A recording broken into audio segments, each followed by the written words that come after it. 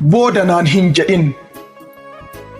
Yeroo siif bilbilu mee booda haasofna wal argina jedhus booda wal argina.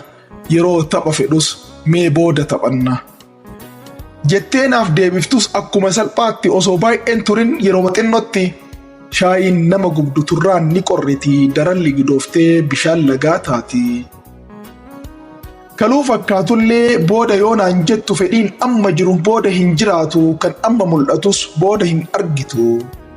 Riphaan ni dammaqaa kan rafe ni ka'a durrobaan ni dhala kan elman ni go'a ulfi ni dhalata kan jirus ni du'a. Aduun amma jirtus xinnoo turtee seenti ifaan ammaa dhaamee lafti galgaloofti. Yeroo biiftuun seentee ardiin dukkanoofte orjii fi addeessi dabaree eeggattee iftee calaqqifti dukkana dahattee. Aduun yeroof seente bor deebitee baati dukkana hinjifattee guyyaa haaraa